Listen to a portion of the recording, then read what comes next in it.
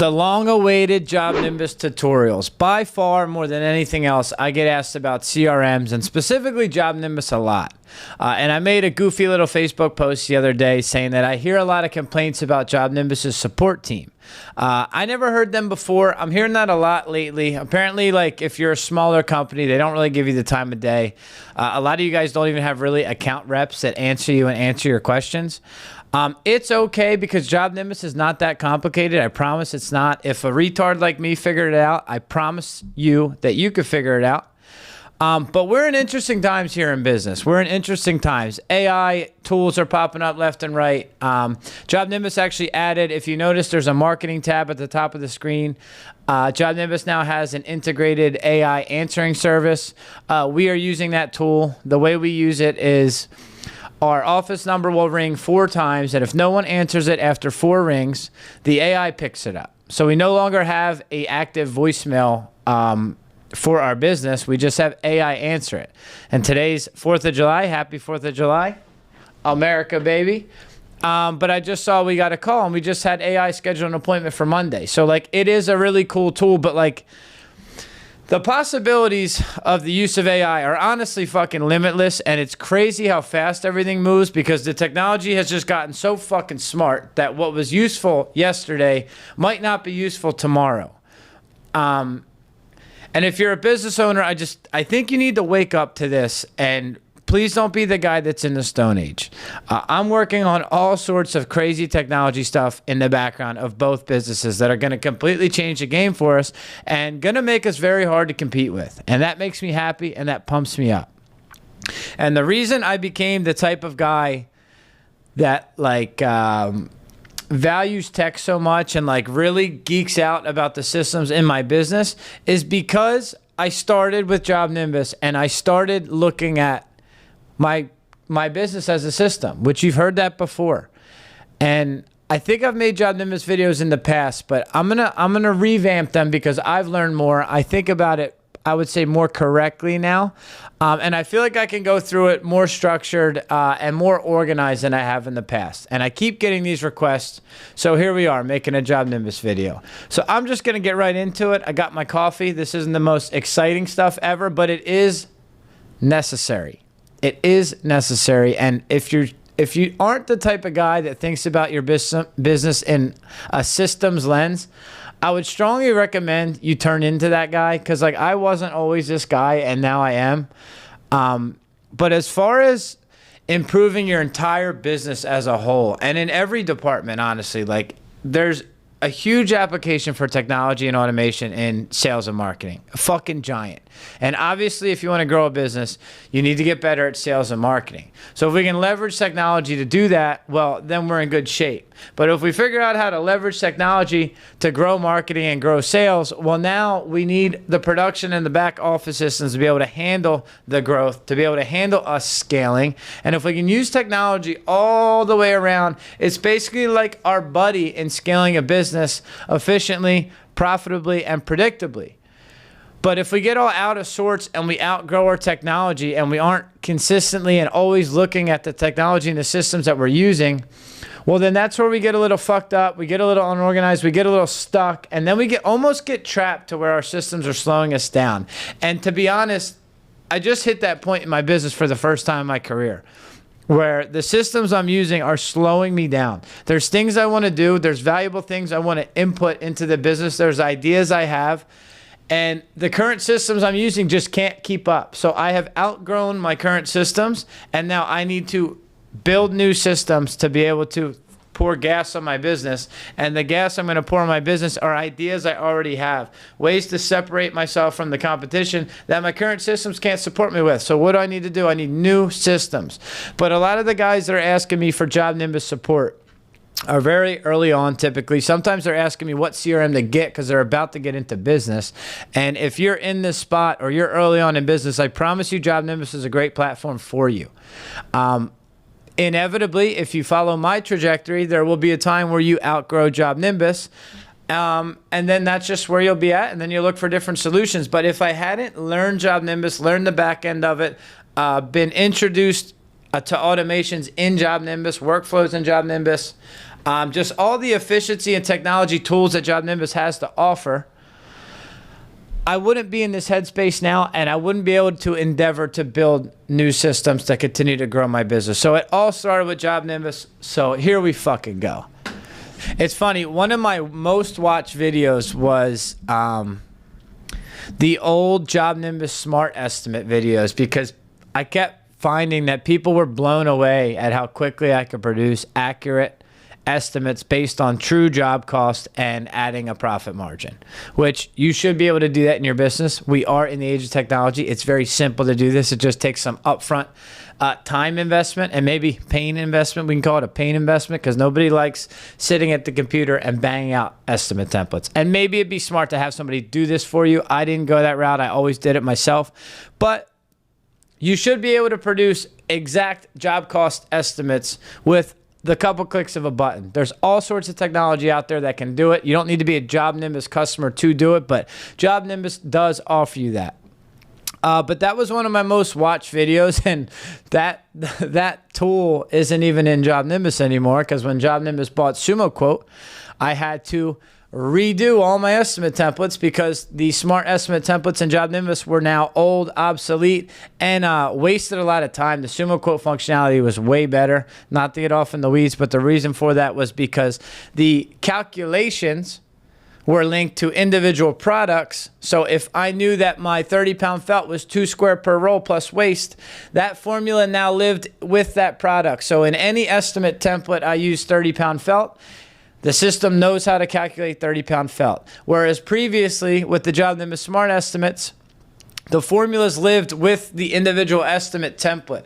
So even though I told my shingle estimate template that when I use 30-pound felt, it's 2 squares per roll plus my waste percentage, if I use 30-pound felt in a different estimate template, I had to write the calculation all over again, which is a giant waste of fucking time. It's obvious the way Sumo Quote did it was better, but I had to redo all that stuff. My point being in this fucking rant is that my most watched video on YouTube was how to do something in JobNimbus that no longer exists, and I feel bad about it, because still to this day I see people comment on it like, oh, this is so cool, let me see, and I clearly know that they have no idea and really haven't worked their way around JobNimbus, because they don't realize that this isn't even in there anymore. I should probably take that video down, honestly. Maybe I will as we get these out there. But like I said, I'm going to break up this JobNimbus tutorial into a few sections. And today's section is just all going to be about workflows and statuses, because that is the foundation of your CRM. Your CRM holds all your contacts, of course. It has your calendar, of course. But the big thing to think about, and where you want to start thinking about if you're going to build out your CRM for your business, is the customer statuses, which will make up your workflow. I've said this before. We just want to sit down, probably not even on the computer, probably with pen and paper if you're an old school roofer like me, just to wrap your head around it. But you want to think about every single little fucking step that you take your customer through the customer journey. So, lead calls the office. I pick up the phone. At that point in the customer journey, that customer is a lead. The status of that customer is a lead. You should do this, but I don't know that you do this. You should schedule appointments on that first phone call. Don't take information, then pass it to a rep to then call, reach out, and schedule. You're going to hurt your booking rate. Just have the first person that answers the phone to your business is the first impression of your company. Have them take all the information, ask some pre-qualification questions, ask some detailed questions to set your sales reps up for success, impress the customer, be more than just a order taker of information, give your people some questions to ask, educate your people on roofing, on common pain points that homeowners are in, so we can talk about what's going on in the insurance industry. We can talk about hurricane season. We can talk about why metal is better than shingle on the first phone call, because that's the first impression of your business. So if you take that first phone call, yes, that status of that customer would be lead. But if by the time you hang up the phone and you have an appointment booked on the calendar, well, that would be a different status altogether, and that status would be appointment scheduled. But say a lead comes in from online. Quick side note to leads that come from online, because this can really get you jammed up in your business, is that you'll have all these different lead sources all across the internet. And you need to centralize them into your CRM so that we don't need to look in 7 different inboxes, in text messages, in outside platforms for our leads. We want them to be in our CRM. So the way that we do that while being a JobNimbus customer is through Zapier. So through Zapier, we can build what's called a Zap, which is just like a back-end automation for a million different things. Honestly, I use Zapier for about 2% of what it's worth. I really just use Zapier for lead consolidation. Like, I want all my leads that are scattered across the universe to enter my CRM immediately. So we can create a Zap that will take my lead from the BBB that usually ends up in my inbox, because I don't have a BBB like lead portal. Okay, I can teach Zapier how to always be scanning my inbox, and every time we get an email that looks like this from BBB, because all the lead emails always look the same. Okay, when you see this email, create a contact in JobNimbus. Take this part of the email and put it in the first name. Put this in the last name. Put this in the email. This in the address. This in the description, and create that contact in JobNimbus. And then one more step. I tell JobNimbus, when a contact is created with the BBB lead source, create a task for this person to reach out within 30 seconds. So lead consolidation is important, and I'm sorry, you can tell I'm a geek with the systems, because I'm probably going to go on tangents all throughout this video, but I want to give you guys the most detail possible. I really do. That's why I make these videos. So forgive me for ranting and getting into the weeds with every little topic, but I'm like 5 minutes into this video, and I'm seeing that I'm going to do this a lot. And sorry also because I keep looking there, because this fucking Ernesto put the monitor of me there, so I'm like watching myself speak, but you're the camera, so I should be looking there, so I'll try to do better from here on out.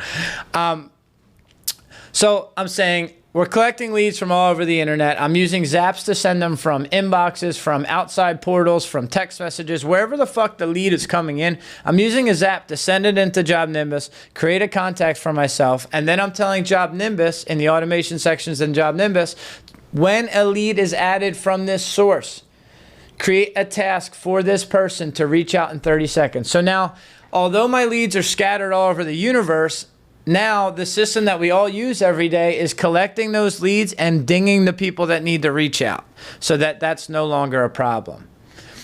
But as I said before, and this is what got me into this, I pick up the phone. Technically, that customer's a lead, but if you schedule appointments on that first phone call, by the time you hang up the phone, they're no longer a lead. They're appointment scheduled status, the next status down the line. But if a digital lead comes in and I can't get them on the phone, all I have is their information. I don't have an appointment yet. Well, those customers would sit in a lead. Okay, what happens after appointment scheduled? And I'm not going to go through my entire customer journey. I'm just trying to give you an idea of what this looks like. So you'll just have to think about your business. As you grow your business, you'll probably start squeezing in all these little new statuses down the line. But we have lead. Then we schedule an appointment. Now we have people in appointment scheduled. Now we go do an inspection. Now they're in the inspection section. Maybe you try to do one call closes, and that's like your presentation, and they become a follow-up customer after the inspection status. Maybe you don't. Maybe you do inspections, you go back to the office, you send a quote after. So maybe you, after the inspection status, you have create proposal. Then you have follow-up. Maybe you schedule a second appointment to go back to the office after your inspection, put together the proposal, come back and present it. So you just have to think about what your customer journey is, step by step by step by step. And obviously it starts with the sales process. But then if a customer signs a contract, well, now what? Well, now maybe they enter permitting if you apply for permits where you're at. What are all the individual steps we bring them through for permitting? Do I need to have work order statuses below permitting, so as that customer is moving through permitting, my production team can start to get ready for the job simultaneously? We do it this way. So if you just sit there on a Saturday, nice and calm, when your phone's not ringing off the hook, and you can actually like commit some serious attention to this, because this is what it takes when you're building things out from scratch. You just write down every single step of the customer journey you can think of.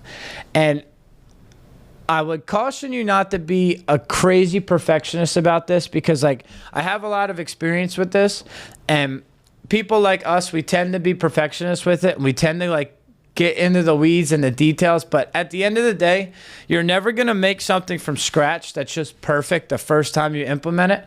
So you just need to get it in the system, start using it, and then ideas and tweaks are going to come to you as you start using it, and then you'll be fine. And then just over time, you're consistently perfecting your systems, but you're never done. You'll never be done thinking about systems in your business.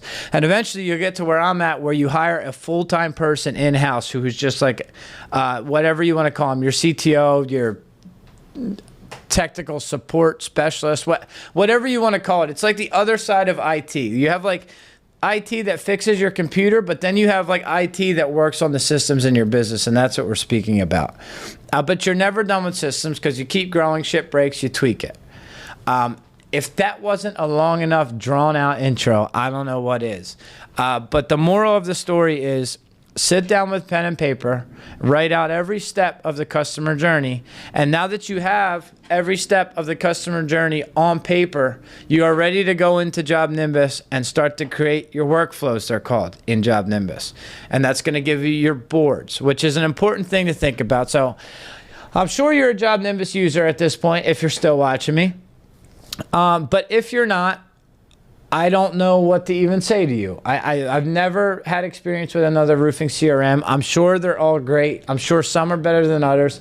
I don't know how to take this information in this video and apply it to AccuLynx, for example, or Roofar, or whatever the fuck you're using. What's the other one? I like those guys. Proline. I don't know what those systems look like, so I can't speak to it. But in JobNimbus, we use the Kanban boards is what it's called. And all that is if I click contacts on the top of my screen, I should also add that if you're a newer JobNimbus customer, you probably have what's called Jobs V2. So you have a Jobs version of contacts.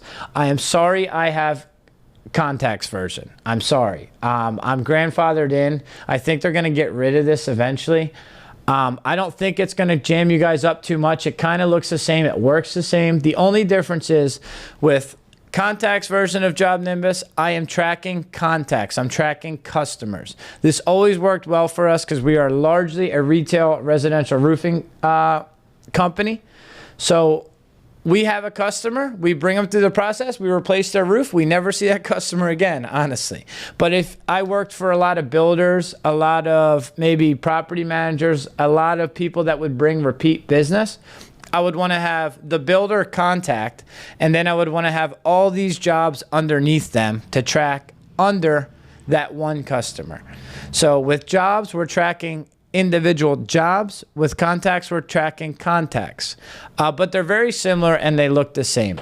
So here I am. I'm looking at all the different boards that I have in JobNimbus, and this is how our team keeps track of everything. This is how our team stays organized. So I have a sales board. I have a permitting board. I have a production board. I have a billing board, and I have a closeout board.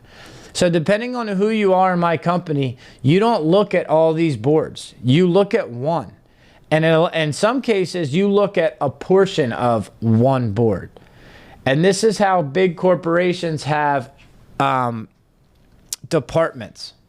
Everybody has a department. So I have a sales department, a permitting department, a production department, a billing department, a closeout department, which really just kind of falls into admin. And this is how they do it because everybody doesn't touch every piece of the business. But like I'm speaking to a lot of you where you probably do touch every piece of your business. But the sooner you can start to think this way, the more organized you're going to be, the easier it's going to be to add people in the future because you have your systems dialed in.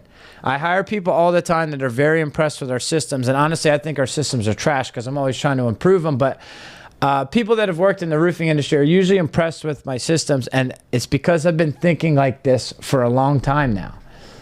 So if I was in my permitting department, I would just open up my permitting board, and I have all these statuses, exactly what I was explaining, like dragging the customer through the customer journey, but this helps my permitting people stay organized and know where all the customers are at. I have a pre-production board. This helps my production department stay organized and know, okay, I have to do this for these people, move them to the next thing, custom orders. Okay, moving to the next thing, pre-start checklist. Okay, moving to the next thing, put this order together. So everybody on my team can stay super organized with this Kanban format, which honestly, I really like it. Like, here's my production board. I just, we know exactly where everybody is in the customer journey at all times. So the first thing we want to do is build these boards. I'm just kind of flashing through them quickly so you can see what they're like. But the way to do that is we go to settings, and we go to workflows and fields. And like I said, mine says contact workflows because I'm in contacts version. I don't want to talk about this again, just one more time. Yours probably says job workflows, but you're going to click it and you're going to add new workflows. If you're new to JobNimbus, there's probably some saved ones in here. I think I even have some saved ones in here that we don't use. We really just have two main workflows: residential re-roof customers and residential repair customers. We are a roofing company.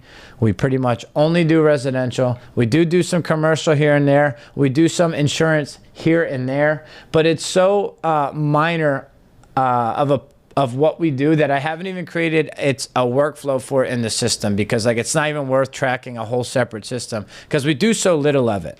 But if you do a lot of different services, then you're going to have way more job workflows than I am. Maybe you do siding, maybe you do windows, maybe you do roofing, maybe you do commercial, maybe you do residential, maybe you do new construction, maybe you do half new construction, half residential re-roof. Well, obviously the process working with a builder on a new construction project looks a lot different than working with a homeowner on a re-roofing project. So you'd want to have separate workflows for both of them, and just your team members would have to just manage both workflows at the same time because the processes are different. We don't want to have all our new construction customers intertwined with our re-roof customers because the processes are different, the steps different, and we're going to be unorganized. So if I did a lot of new construction or I did a lot of commercial, I would have those workflows in my system, but because I don't. So like everybody's business is different. I'm going to try to just explain how I use it and you'll be able to apply it for yours. So I would hit add workflow and I'm going to name it. Simple. I'm going to say new con roofing. And now I'm going to add the workflow. So it's going to give me this box, and now I have to add all those statuses. So that's why I started with pen and paper, just to organize your thoughts and get yourself a clean list in order of all the different statuses. So I'm adding a new workflow based on the notes I've taken for my new construction customers. So I would add status. Maybe the first step would be received plans. Stage. Stage is super important. Super important. I actually operated in JobNimbus with my stages jacked up for a while there early on until I really learned like what the purpose of stages were in my workflows. So every status is associated with a stage. It's pretty straightforward. The stages are not customizable either, but that's because JobNimbus's reporting dashboard uses stages heavily.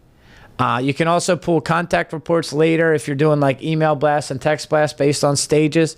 But the stage is important, but it's very self-explanatory. You have lost, you have lead, you have estimating, you have sold, you have production, accounts receivable, completed.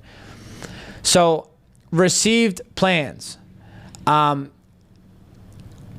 You could call that estimating phase, I guess, if it's a kind of like a, if it's a repeat customer and they're just sending you plans, I guess that would just be straight into the estimating phase because you always estimate jobs for these guys and they're just sending you a new job to estimate. I don't know if I would call that a lead per se. But then if you have, I wish I didn't pick new construction because it's a little gray area on is it a lead or is it straight into estimating. So just to not get into the weeds, if this is a re-roof customer and they filled out a form online and I was creating my first step and I would call it lead, well, that's obviously a lead stage because I didn't enter the estimating process. The difference between lead and estimating process is estimate is an actual opportunity given to your office, your inside salespeople, your outside salespeople. It's actually an opportunity to estimate. It's probably at the time we order the roof report and start to put an estimate together. So like for me, lead and appointment scheduled are associated with the stage lead. Whereas once we do the inspection, then we're going to enter the estimating phase. Once we start creating an estimate, we're going to enter the estimating phase, because you have a closing percentage, which is out of how many leads do you get, what percentage of those did you sell, but then you have an estimating conversion percentage, which means out of the estimates I gave, how many did we sell? So obviously your estimating conversion rate is going to be higher than your closing rate based off of leads, because you don't schedule with every lead, and that's where booking rate comes in. Out of all these leads, how many did we actually book with? How many did we actually create an estimate for? So the stages are important, because in our reporting, the reporting dashboard in the back end of JobNimbus uses stages to come up with the data and the statistics it's going to give you. And the stages are in order. So you can't have your first status in the workflow be estimating, and then your second status in the workflow be lead. Though that doesn't make sense. First, the customer's a lead for this set of statuses. Then once we enter the estimating set of statuses, they're in estimating.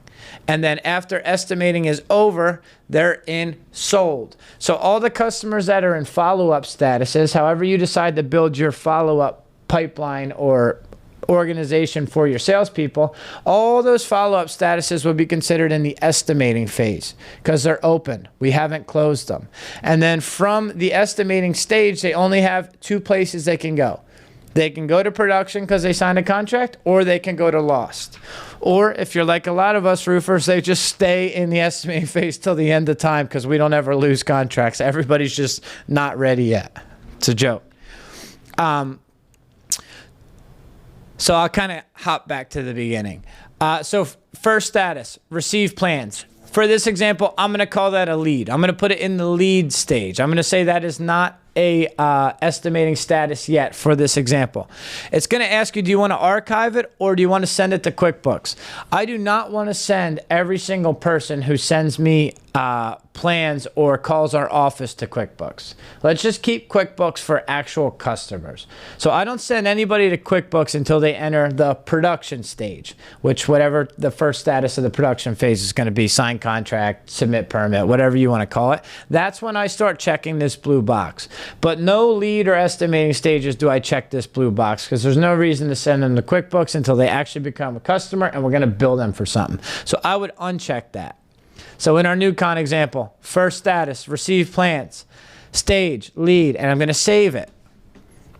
Now let's get rid of this new one for just visual purposes. That was just a save one they put in there for me. So I created my first status from my paper notes that I had come up with. Now I'm going to hit my next status, and I'm just going to go in order. After we receive plans, let's just say send to estimating.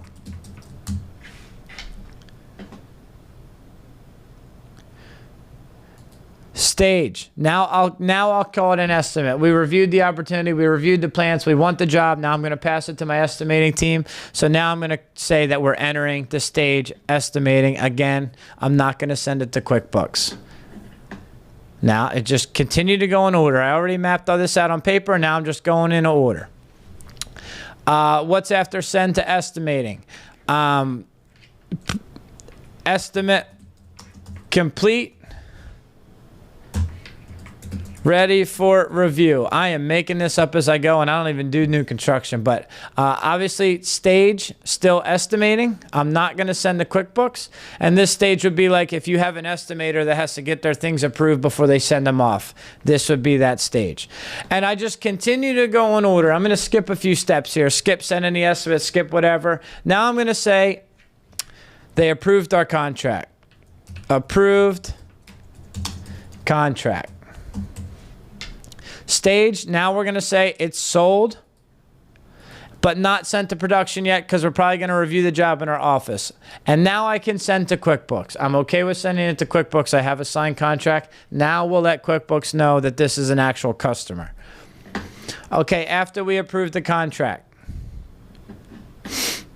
now we're going to go submit to permitting. And we'll call this production now. Now we're submitting the permit. Now we're in production. Boom. I'm going to skip ahead a little bit Don't get confused because I'm skipping ahead. Whatever steps you have in between, this is on you to decide. Don't go off of this example. Just really think about your business and the way you want to work. Final inspection. We're still in production. We're almost done production, but we're at the final inspection stage. Still send to QuickBooks. Final inspection. And what happens after final inspection? Send final invoice. Now I would call send final invoice in the accounts receivable stage. So now we're getting into we're owed money. Production is complete. Now we're just waiting for our money. Depending on what builders you're working for, you may be waiting a while. I have no idea. Save. So I hope you understand. In the sake of time, I'm trying to give you detail because like the little stage nuances, that's important. The little tip about not sending leads to QuickBooks, it's just a helpful tip that we wouldn't get into if I didn't get this detailed. But I'm also trying to not bore the shit out of you. But that is how you create a workflow. I think it's self-explanatory. You're all in business. You understand roofing. You understand the general process. It's pretty self-explanatory. So once I create this board, I'm just going to hit update. I have all my statuses. Everything is in the right stage. You notice that the stages are in order. First, the customer's a lead. Then they're in estimating statuses. Then they're in the sold status. Then in production status. Then in accounts receivable status. And then one more point real quick. Let's just call one. The last one is always paid and closed. Stage completed and is archived. That's what I wanted to show you with this status. Click is archived and now archive that customer. Job's complete. We could just archive them. They don't go anywhere. You'll always be able to see the data from that customer, but let's archive them because it's done. And then we're going to save. So I've created a workflow. Like I said, depending on the different services or the different types of roofing services you offer, you may have to create 7 of these. You may have to create 2. You may have to create 1. I'm not sure. I don't know your business, but you create as many job workflows as you need to stay organized when the processes are different across services, across types of roofing, across whatever. Once I created the workflow, I can hit X. I see I have my new workflow, new con roofing. Now I'm going to create a board because the board and the workflow are 2 different things, and I think this confuses people.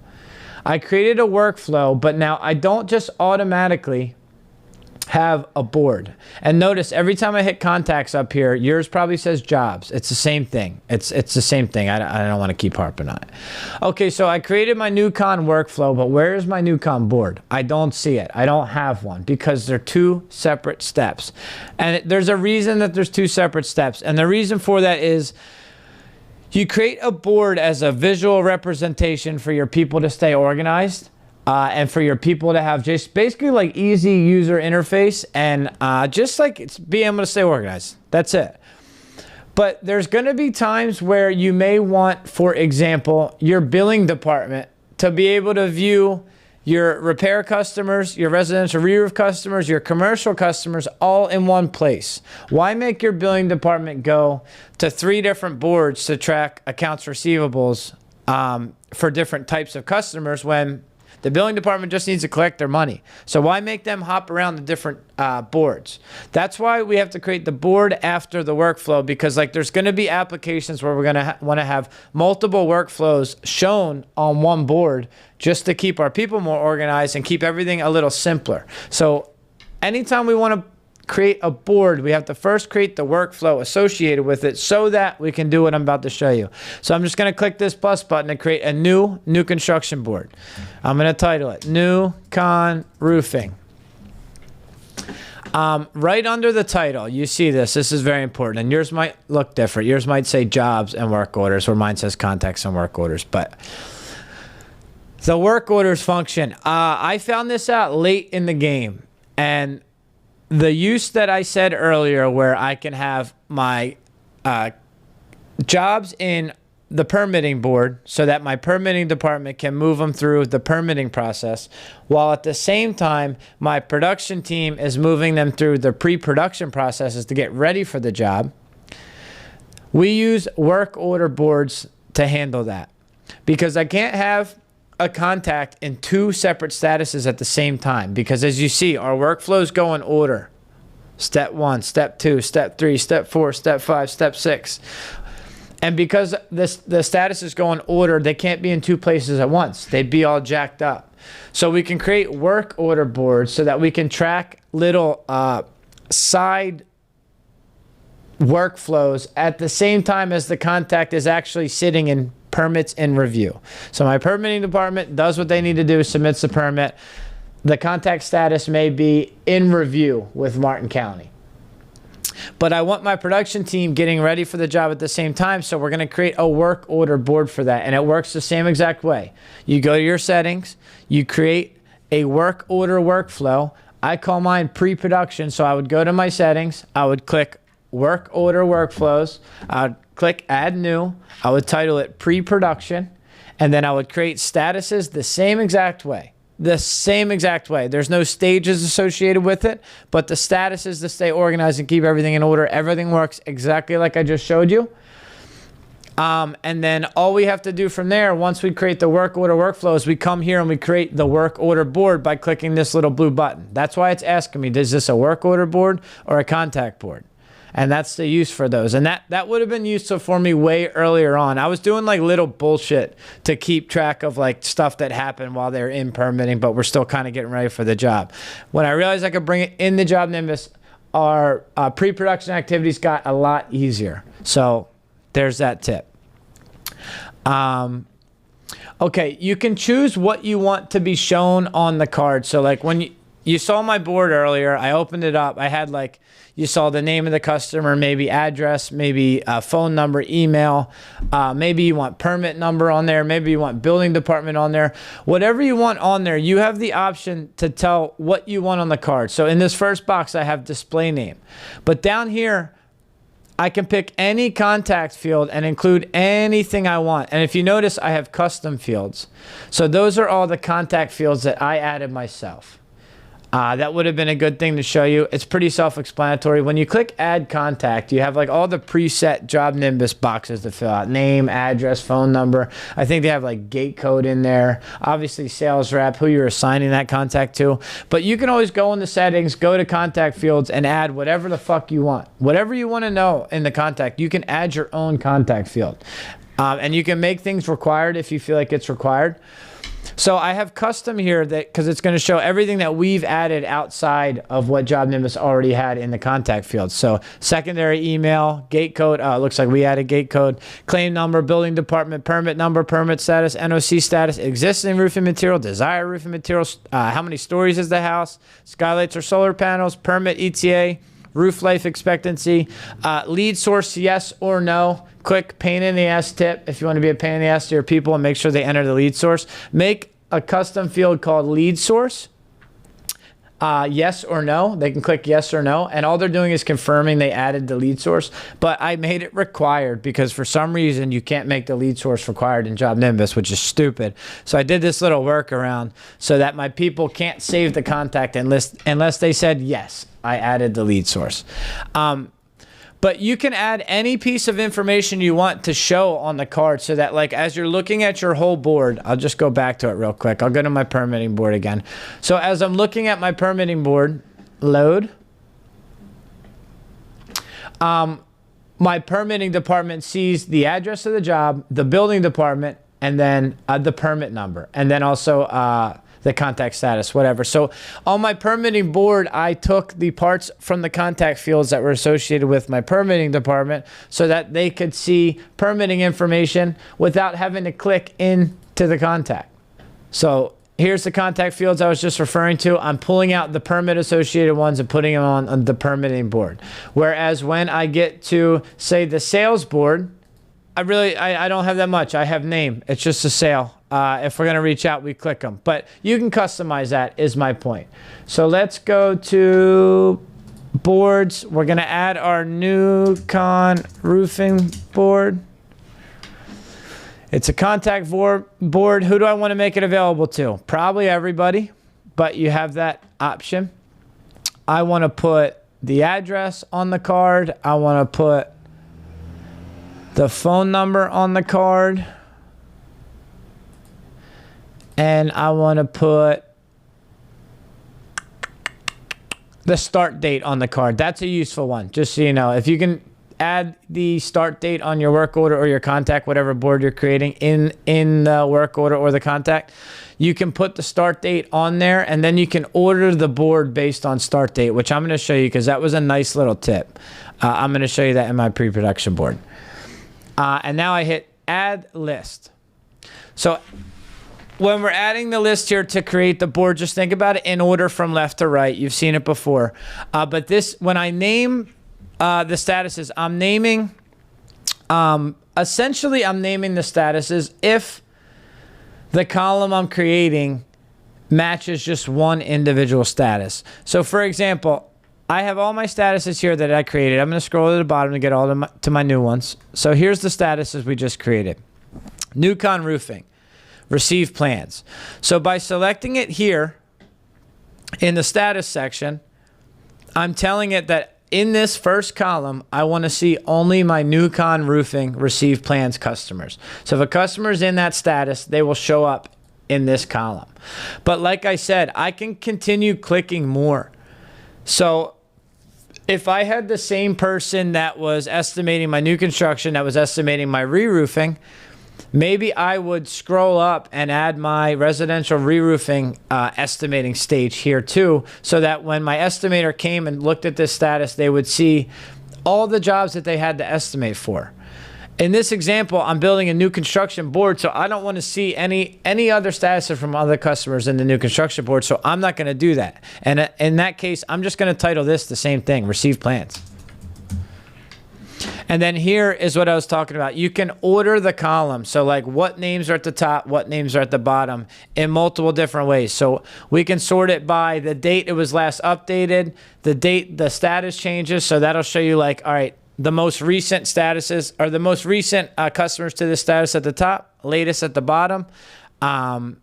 Start date, which is a useful tool, which I'll get to. A lot of these, it's not really necessary. I'm just going to use days and status, and I'm going to put the newest names at the top, the oldest names at the bottom.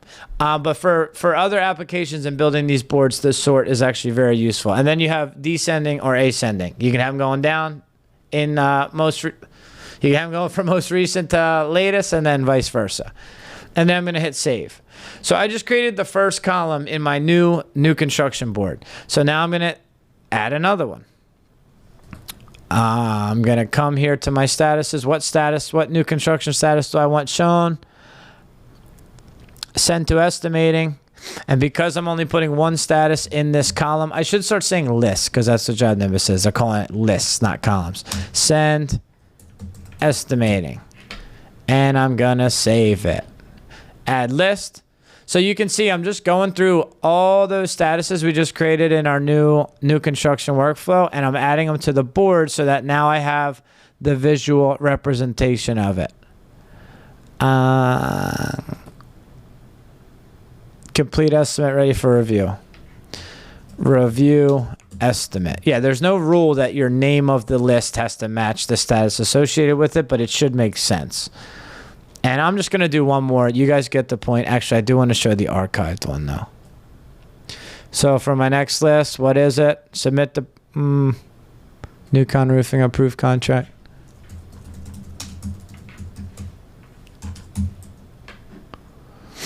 Actually, Ernesto, you can probably just kind of speed up through the redundant shit, but it would actually be a better visual if we had the whole board splayed out. Submit the permitting.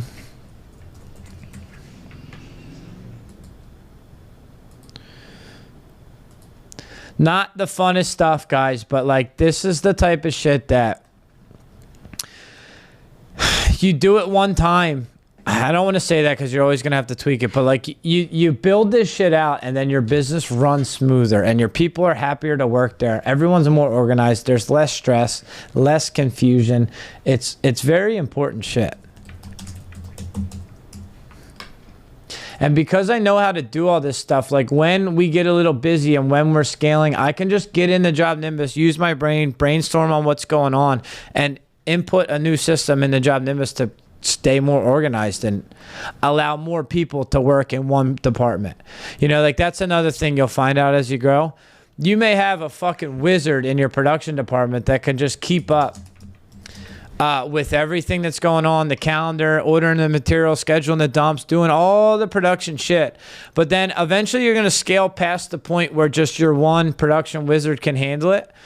And you're going to find that that one production wizard that handled shit for so long was really just like a badass and not that organized and like had all these like side systems that no one knew about and just like got used to working by himself. And then you try to introduce another person to help him in the production department, and like without the clear systems it just falls apart because this guy got so used to doing things on his own and not using systems and not putting things in the system and just not staying organized with working with a team, to where now you try to bring him help, and if you don't have the systems to support both of them and working together, it's fucked. It's fucked. Whereas like you'll find all of your office employees that are used to just kind of passing things from task to task or department to department are just used to using the system. They work very well together. But if you ever have a one-man department and that one man mans that department for a while, you may run into this. It's okay. You'll just have to fix it. And this is the type of shit you fix it with. All right, so I'm adding my last status. Paid and closed. Okay, I added all my workflows. I made a matching board, and now I'm going to hit save board. And now look, I have a beautiful green new construction board, and that is how you create the board. So now let's add a customer to live on the board so we can move them around. All right, for the interest of time, we're going to give them a fake bullshit name, a fake bullshit email, a fake phone number, 123 Main Street, 11111.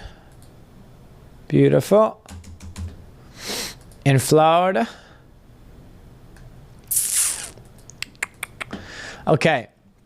I put all the contact information. Now, contact type. Obviously, we're looking for our new customer, Newcon Roofing. Status. Okay, so I have statuses here. Because I built the boards based on statuses, if I just add this customer to send to estimating, because maybe I just picked up a phone call, it's a builder I work with all the time, he says he's about to email me plans, I add that job from that builder, and I don't need to keep him in receive plans. I'm the one passing him to send to estimating. And in the example I gave previous, if I get a phone call and I schedule an appointment right then and there with them, I'm going to skip them over lead when I'm adding the contact because I just want to hit save and know they're in the right spot. So if I just clicked appointment scheduled, then click save on the contact, when I go over to the board, which you'll see in a second, they'll be in the right spot. So these statuses here are now associated with the board we just created. So for this example, I'm just going to say builder we work with all the time. He's sending me plans. I'm going to pass it to estimating as soon as I get them. Or maybe I even told him to send the plans to estimating. So I'm going to create the status send to estimating. There's no rule that says when I save this customer, they have to be in the first status. I'm going to put them in the correct status. I would set the sales rep, obviously very important. You don't have to set the sales rep now if you don't know who it is yet. Maybe you assign sales reps later like we do. And you would just keep it wherever you decide to keep it. Lead source, super important. I'm going to say it's a builder we've been working with forever. He's a referral. And then you can add whatever you want here. I mean, we talked about it a little. Add whatever the fuck you want. Whatever you feel like you need to know about every job, add a contact field for it. It's just going to make you more organized. Here's my little, see the star next to lead source down here? I have to say, yes, I added the lead source, or I can't say the contact. I'll show you. See, didn't let me. Email format not valid. Fuck you. ABC123 at Gmail. Okay, I added the email, but it's still not going to let me save it because lead source is required. Pain in the ass for your people, but tracking your lead source is important. Side note, I fucking hate JobNimbus for reporting, and it's one of the reasons I'm moving on. It's fucking great. It's fucking great. It took me a long time to feel like I outgrew JobNimbus, and like everybody who's asking me about JobNimbus, use JobNimbus. It's great. It's great. Okay, so I added the contact. So now let's go to our new board. Boom. Now they're on my board. I know exactly where this customer is at in the customer journey. And like, that's all we do. And then like, after estimating finishes the estimate, now I want to move it to review. I want my higher up to review that estimate. Once the guy signs the contract, we're going to move them to approved contract. Once we need to send it to permitting and tell permitting to submit for the permit, we're going to move them. So like, this is how it works. But all the automations in the system, not all of them, but a lot of the automating functions you're going to find will be associated around status. All right, I just looked at the time. I've been on the screen record for 45 minutes, and I think I did like a 10-minute intro. I'm not trying to make a 3-hour JobNimbus video, and literally all we talked about was boards. There's so much more. There's the whole automations piece, which it's important to understand the workflows in the boards before you even touch automations. Then there's the smart estimating, and I don't want to call it that. That's the old name for it. But there's the sumo quote estimating templates, the automatic estimating. That's its own video. And I don't want to get into the weeds, but like I have to go in order, because we can't talk about automations if we don't understand statuses and workflows. So I'm going to cut it here, but I need your feedback, because I've been asked for these JobNimbus videos a million fucking times. And I finally did one on the 4th of July. I hope you're having a great day while I make these JobNimbus videos. So I'm going to cut this, but please give me feedback in the comments. I probably should have started with this so that you left me comments in the middle when you got bored and now nobody's watching. But please leave me feedback on how I can do these better. It's a very goofy video for me. I just like to rant, and I get into the weeds with this shit. I want to make these clear for you though, because this shit is not that complicated, and I don't think there's like very helpful videos online for JobNimbus. So I'm trying to be that guy for you, but please give me feedback. If I have to redo this one after I hear from you guys, I will, but you'll help me for the future one. So I think estimating templates, the instant estimates, is going to be the next one I do. You got to give me your feedback though.